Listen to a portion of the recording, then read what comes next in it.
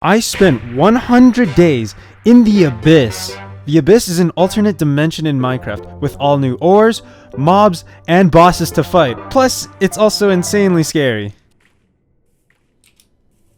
Ah! Why? Day 1, I began my studies at the Astral Academy because I'm a good student. I also found this strikingly suspicious house near my spawn, so I investigated and I found a chest with a golden apple. Not a bad start if I do say so myself. What? I also went and visited an astral shrine.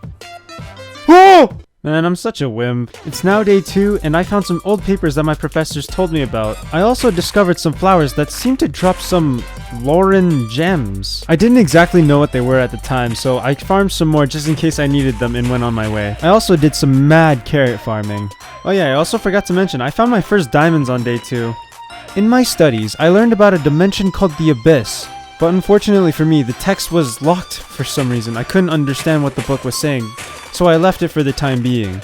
Day 4, I spent reading. Like, yes, I actually was reading. Like, you can see the sun going down in the back room. I'm actually reading this garbage.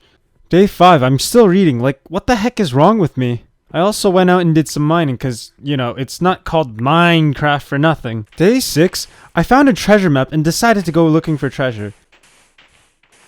Found it.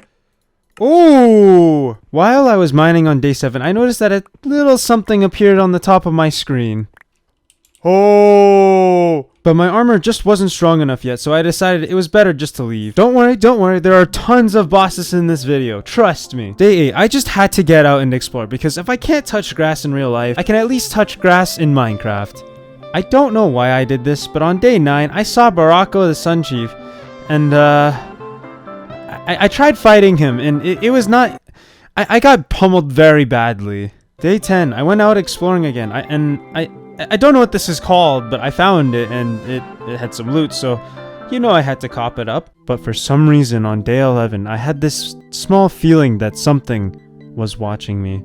But ultimately, I figured that this was nothing, and for the rest of the day, I decided to do some villager trading, because, you know, who doesn't love getting rich, am I right? Day 12, I randomly found 6 diamonds in a chest, like, what the heck? Day 13, I continued my studies in this underground shrine that I found. According to my textbook, these crystals have the ability to harness the moonlight. Day 14, I went home and did some more farming, and then I went and stepped foot into the nether. The first thing I did while I was in the nether was look for blaze rods. I then used the blaze rods to make an Eye of Ender in order to craft a transcript that would help me translate the Abyss text. On the night of day 15, I had a dream about my old master from the Astral Academy, Master Nozaj, who went missing many years ago. You see, I have a condition. I'm immortal. I can't die. And Master Nozaj was meant to help me find a cure for my condition, so that one day I may finally find peace. On day 16, I explored another fortress, hoping to find more loot before I entered the Abyss. Day 17, I got the last of the materials needed in order to enter the Abyss dimension. Day 18, I absolutely abused villager trading to become filthy rich. I promised this cleric got paid a fair wage. I don't know why I did this, but on day 19, I built myself a wizard staff that does things.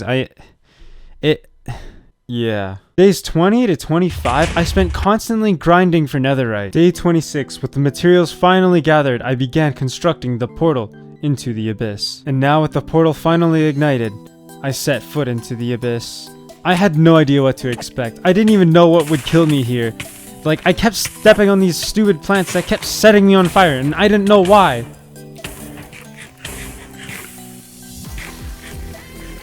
That's just the... What the... Day 27, I found a fellow student in the Abyss. His name was Jackson, and he asked me a favor, to which I agreed. Because, you know, I'm a nice guy. Day 28, I tried my best to wander around the Abyss, but, I'll just let you enjoy these clips. Ah! What the... Oh, I don't like that feeling. Ah!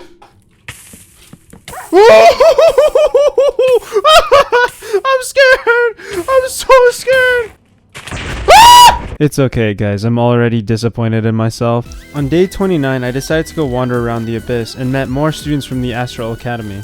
Day 30, I began learning about a set of armor so powerful, it is almost 3 times stronger than netherite. But in order to craft this armor, I learned that I needed to find a phantom biome as well as mine some unknown gems. Day 31, I ran around accepting people's requests because, you know, I'm a nice guy. I don't know what I just did, but this guy gave me a free nether chestplate. Hell yeah.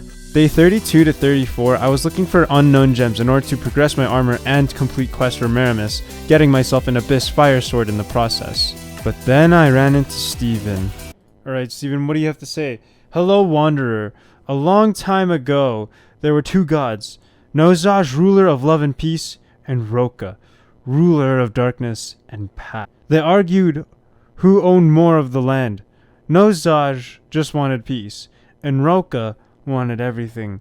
Unfortunately, Nozaj died many years ago in a 100-year battle against Roka. Nozaj had to use an enormous force that killed himself. It was the only way to banish Roka.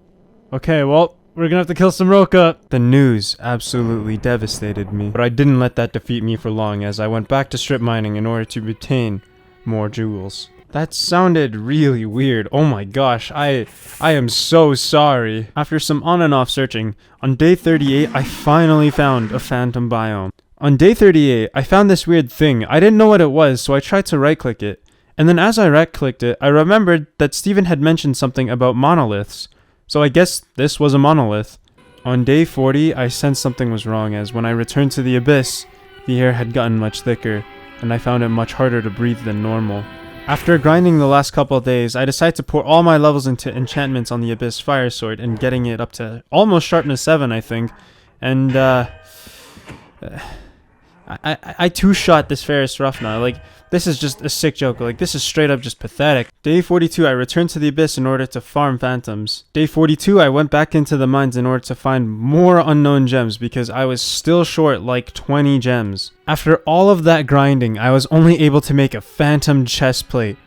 That's not even the strongest chestplate in this mod, and it's only just the chestplate. Like, what the heck? Like, no joke, IRL, I was so upset that I decided to stop grinding for the next couple of days and just decided to explore the world because I was so done right now. Day 45, I attempted to fight this king, and I failed. Many times. What?! And so, after giving up on my hopes and dreams, on day 46 I returned to mining because that's the only thing I'm good at apparently. On day 47, I once again returned to the phantom biome. This is so much grinding. What the heck is wrong with me? Day 48, I went out looking for netherite scraps, and I desperately needed them, and you'll see why later on in the video. Oh, sometimes. Yes! Yes! Oh, he has so many too! Oh, thank you! Thank you, good sir! I was so overconfident from that experience that I tried to fight a Kraken, and this guy just straight up humiliated me. I was embarrassed. Remember how I said I needed netherite scraps? Well, I needed them so badly that I returned to the nether just to look for more ancient debris. The reason that I needed netherite scraps so badly was because of the fact that in order to obtain the strongest armor, I need to combine my phantom armor with netherite ingots. And I needed 8 netherite ingots. Day 52, I was finally able to craft the Onorath chestplate and Onorath leggings. Wow, try saying that 10 times, what the heck? And I repeated this process until I finally obtained a full set of Onorath armor. Okay, I can't lie to you guys here, watching this time-lapse in fast motion is really satisfying. What the heck? On day 61, I completed my Onorath boots, leaving me just the helmet left to do. With the armor set nearly complete, I decided that it was a good idea to grind out some level. So I went out exploring and found this insane bandit city with metric butt-ton of spawners. After grinding out a couple of levels, I realized that I had forgotten something very important. My armor was nearly complete, but I don't have a weapon to actually fight in the Abyss with. But that was a problem for another day. Right now, I was focused on finishing my armor. On day 63, I discovered another dimension within the Abyss. The Frost dimension.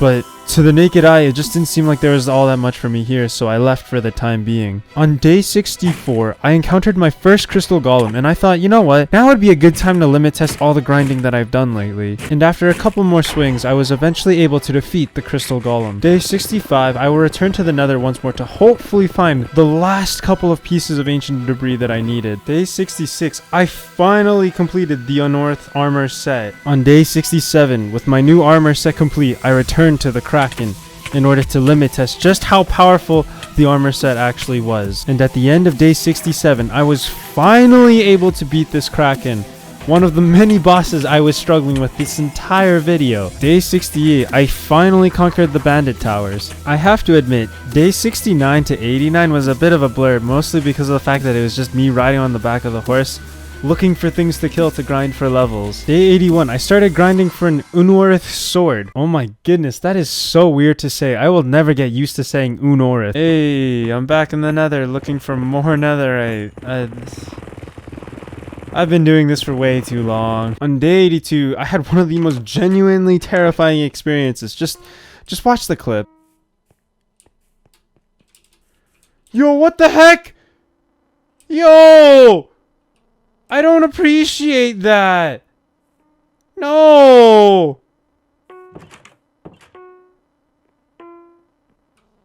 I don't like that. Days 83 to 85, I went around looking for specifically enchantment books. Also things to kill and level up, but mostly enchantment books, just simply for the fact that I needed those to upgrade my armor. And I still don't even have a good sword yet. However, I did learn about the Knight Sword, which apparently the mobs that I needed to kill in order to obtain the materials to craft the sword were actually located in the Frost Dimension. So I spent the next 2 days, from days 86 to 88, just killing knights in the Frost Dimension. And on day 89, I obtained the Knight Sword, making it the second strongest sword in the game. Day 90, I headed back to the Bandit City Towers for more books of enchanting and more levels. Again. Day 91, look at me, I'm back in these towers. Guess what I'm doing? Yay. On day 92, I returned to the Abyss with one mission: to defeat the Roka and avenge Master Nozaj. I spent the next 3 days looking for monoliths in order to obtain more unknown pages. On day 95, I ran into an elder. My first one, actually. I don't know why it took me this long to find them. On day 96, I collected the last page that I needed in order to defeat the Roka, and then I was able to craft the Abyss End. Day 97 to 99, I decided to go back to the Bandit City to grind out some more levels, as well as conquer an ocean monument, just to see if there was any extra loot or materials or anything that I could use in my battle against the Roka. And as a test of strength, on day 99, I defeated the king. Like, what the heck, dude? This guy was so broken. He almost broke my armor. And so, on day 100, the time came to free the Abyss from the Roka's tyranny and to avenge my master. I gathered my allies and together we faced the Roka and his armies. And to my surprise, I saw everybody I helped along the way. Even Master Nozaj had joined us. But the Roka was stronger than I anticipated, forcing me to eat even a god apple. Towards the end of the fight, the Roka had proved his strength. Even with protection 4 and unbreaking on all of my armor began to break and my health began to drain. But alas, the Roka was defeated and the Abyss was saved. I spoke with Master Nozaj after the battle, and he told me the curse had finally been lifted. He wasn't sure how, but he just had a sneaking suspicion that it was. But as I was leaving, Master Nozaj warned me that other dimensions were also in desperate need of help, and that the Abyss wasn't the only victim. And so before I left, I assured Master Nozaj that I would help other dimensions find peace as well, as a promise to him.